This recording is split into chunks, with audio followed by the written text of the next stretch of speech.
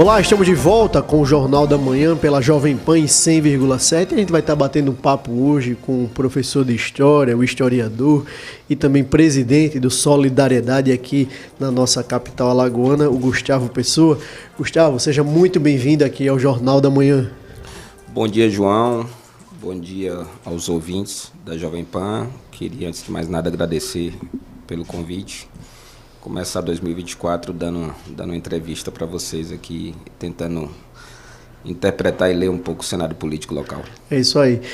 Gustavo, a gente tem visto uma polarização muito grande, principalmente aqui na capital alagoana, que tem um reflexo nacional. O grupo do MDB, do outro lado o grupo do PP, o grupo do PL, ligado ao prefeito João Henrique Caldas. Como você vê o reflexo dessa polarização nacional refletida aqui na capital alagoana? Eu me permita, João, eu consigo assim, fazer uma projeção disso numa escala até maior, numa escala mundial mesmo. Eu acho que a gente vive um momento de polarização numa escala maior.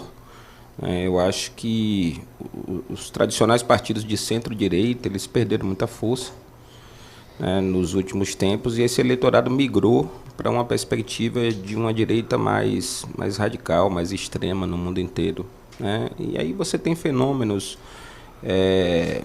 internacionais que de certa forma confirmam essa minha leitura. O Trump nos Estados Unidos, né?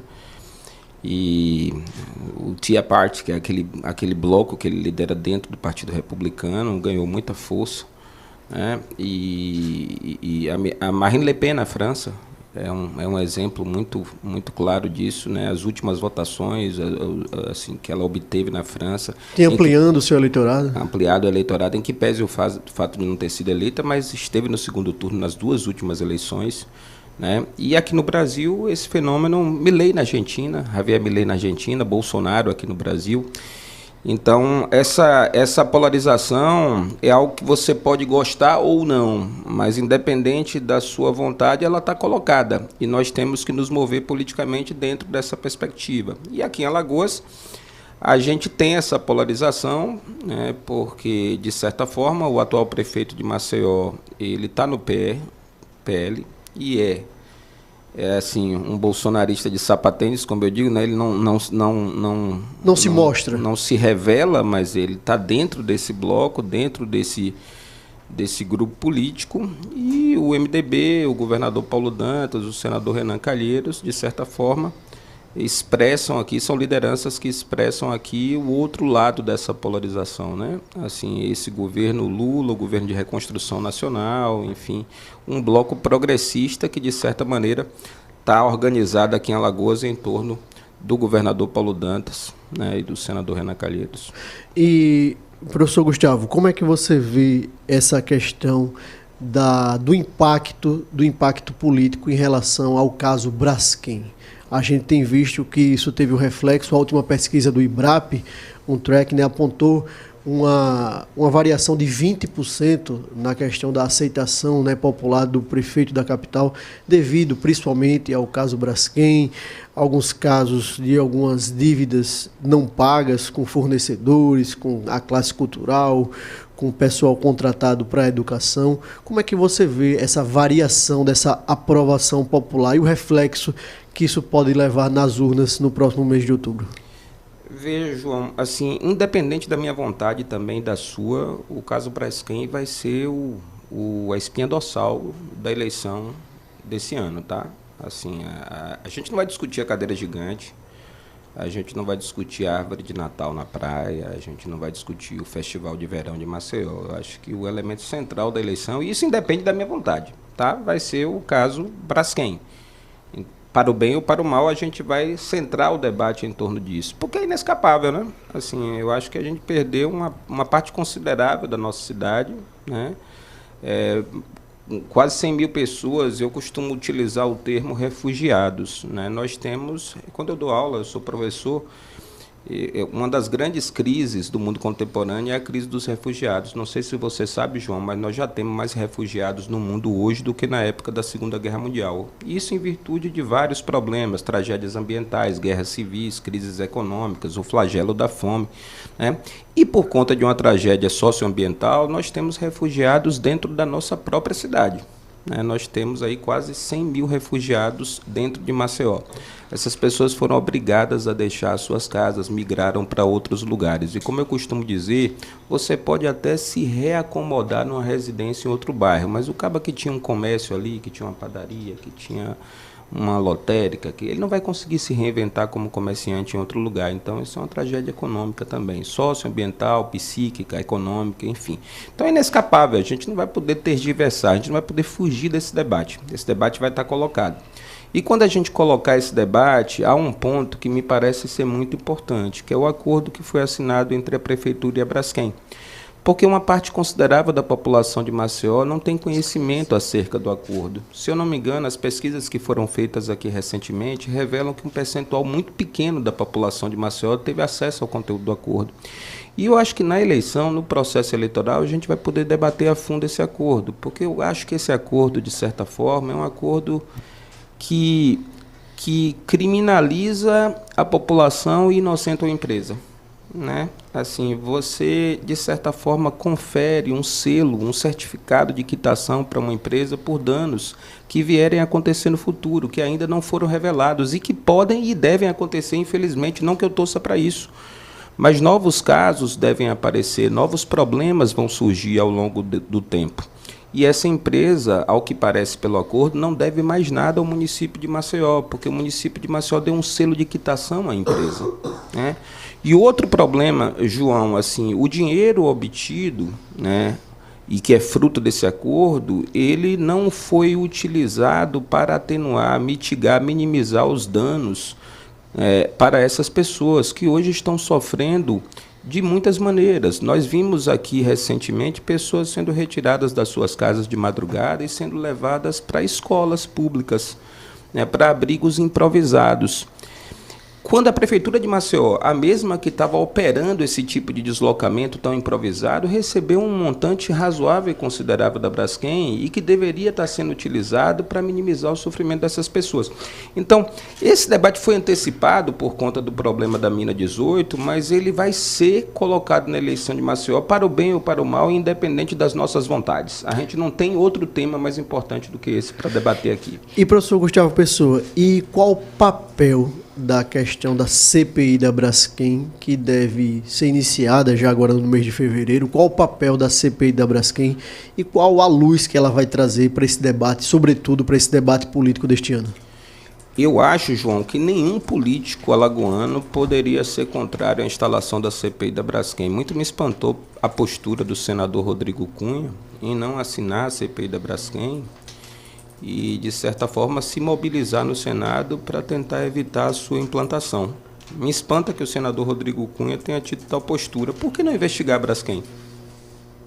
A Braskem é responsável por essa tragédia, por esse crime que está ocorrendo aqui em Alagoas. E só um parêntese, professor Gustavo, eu fiz uma fala aqui no Jornal da Manhã, há umas semanas, quando foi de fato instaurada a questão da CPI da Braskem, que eu dizia no seguinte sentido: eu não queria que tivesse apenas um senador na relatoria da CPI da Braskem, mas eu queria que tivesse um presidente alagoano, um relator alagoano, o vice-presidente alagoano. Eu gostaria que os 3 senadores da República estivessem junto à CPI da Braskem, porque de fato conhecem o mais próximo possível daquela problemática, da realidade que nós vivenciamos aqui, e não está tentando, aspas, embarrear a manutenção, a colocação de A, de B, de C na questão da CPI da Braskem. Isso foi uma fala que a gente tocou aqui, assim, um ponto muito sensível, que os alagoanos deveriam se debruçar cada vez mais sobre essa temática, que, como você muito bem colocou, afeta aí mais de 100 mil maceienses de forma direta. Aproveitando o tema de CPI, como você avalia a atuação tardia da Câmara Municipal nessa tentativa de instalar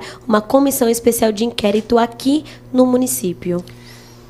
Assim, estendendo um pouco o raciocínio, eu acho que a pequenez E a mesquinhez se revela nessa hora. Eu não posso transformar minhas disputas políticas e eventuais rivalidades políticas paroquiais, provincianas, em algo maior do que a necessidade de se investigar e punir uma empresa que é responsável pelo maior crime socioambiental que um centro urbano está vivendo no planeta nesse momento, porque, ao que me parece, não há outro centro urbano que tenha ou que esteja vivendo uma tragédia das proporções que Maceió está vivendo. Então, por maiores que fossem os meus problemas com eventuais adversários políticos, isso não pode estar acima da necessidade de se investigar, punir e reparar Maceió pelos problemas que essa linda cidade está enfrentando agora.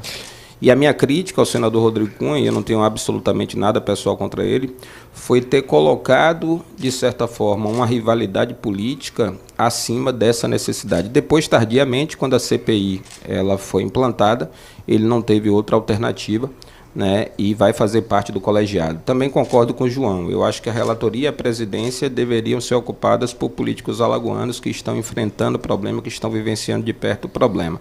Isso independe de minha simpatia por eventuais grupos políticos ou personagens e atores políticos, mas a relatoria e a presidência deveriam ter sido ocupadas por políticos alagoanos. Até porque nós sabemos, não sejamos ingênuos, que há um movimento por parte de políticos baianos, né, no sentido de frear a CPI e gerar obstáculos para os trabalhos, né, por conta da própria importância da Odebrecht, a Novonor, para a economia baiana, né, assim, esses políticos, e é necessário dar nome, em que pese o fato do PT alagoano ter defendido e está defendendo a CPI, há um movimento por parte do senador Jacques Wagner, do ministro Rui, no sentido de criar obstáculos para que esse trabalho possa se desenvolver como nós queremos, tá certo? Mas essas vontades políticas, elas não podem estar acima, né, da necessidade de se punir, de se investigar a Braskem.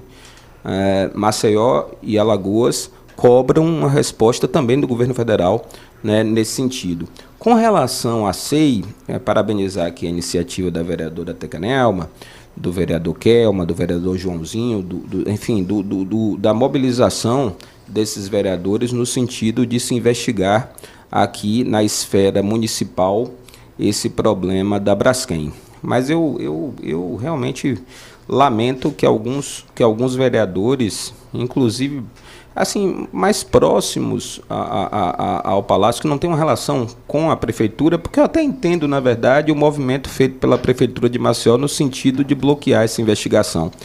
Eu entendo que o prefeito João Henrique Caldas não queira, né, que a SEI seja implantada. Por quê? Porque ele não tem interesse em que haja uma investigação séria sobre o acordo que foi assinado entre a Prefeitura de Maceió e a empresa Braskem. Porque, na verdade, há um eufemismo, João. O eufemismo de que houve um acordo pelo qual a empresa indenizou o município. Não houve indenização, houve uma comercialização de uma área urbana da cidade. O que o prefeito de Maceió fez foi colocar à venda uma parte da cidade para uma empresa. Então, a empresa, além de não ter sido punida, ela pode sair desse processo muito beneficiada. Eu não sou geólogo, João, só para completar, não sou geólogo, não sou da área, mas já ouvi de muitas pessoas, sou professor do IFAL, já ouvi de muitos especialistas que aquela área pode ser recuperada. E amanhã ou depois pode surgir ali um grande projeto imobiliário tocado pela Braskem, então ela pode lucrar com a tragédia, né, com o crime do qual ela foi responsável. Se a grande beneficiada. Construir, né? Exatamente. Para eles. Já que a gente está falando de Câmara e tal, professor, qual é a sua avaliação? Tanto da perspectiva de um professor, historiador, quanto mesmo de alguém que está inserido na política partidária. Qual é a sua avaliação sobre os debates e projetos da Câmara? Para além dessa questão da Braskem, né, dessas discussões, parece que existe muito um discurso, um debate voltado para aquela coisa do legislar em causa própria. Você acredita que as necessidades do cidadão maceiense, ela está em primeiro lugar ou está sempre relegada ali para ficar um pouco de coadjuvante nessa política do município? Sem presunção nenhuma. Eu acho que a nossa representação na esfera municipal ela carece de qualidade. ela, em que pese raras exceções, algumas exceções, você tem uma baixíssima qualidade na representação parlamentar. E basta que você acompanhe o cotidiano da Câmara Municipal, se é que você vai aguentar isso, né? Debates sempre muito rasos, diga-se de passagem. Projetos de leis também rasos muito demais. Rasos, muito rasos, pouca elaboração política. Eu sou um fã da atividade parlamentar. Minha mãe, aproveitando que a gente está nos festejos natalinos de final de ano, minha mãe conta para mim que uma vez reunida a família, os primos, eu tinha mais ou menos 11, 12 anos de idade, estava todo mundo brincando e ela me viu no quarto lendo jornal e eu estava lendo, na verdade, a página política. Ela falou assim, não, esse menino tem algum problema. Eu falei, não tinha um problema. Eu tinha muito interesse pela política, assim, e admirei ao longo da minha vida políticos que, de certa forma, tinham aquela veia da tribuna, né, de subir ao parlamento, da discussão, enfim, homens como Darcy Ribeiro, Leonel Brizola, Josafá Marinho, enfim, independente do espectro político em que estavam, eram capazes de elaborar, interpretar a realidade, independente de serem políticos de esquerda ou de direita. Mas o que eu vejo hoje na Câmara de Maceió é uma baixíssima qualidade na representação política, assim, nenhuma elaboração. A Câmara de Maceió se tornou, na verdade, uma mera referendadora dos projetos, dando, na verdade, cheque em branco para a prefeitura, inclusive nesse caso da Braskem, né? Assim, a prefeitura gerencia esse dinheiro como ela quer, sem nenhuma fiscalização por parte da Câmara Municipal de Maceió, sem nenhuma ação no sentido de dar mais transparência a esse acordo. Então, assim, eu acho que o eleitor de Maceió, ele tem que pensar e tem que refletir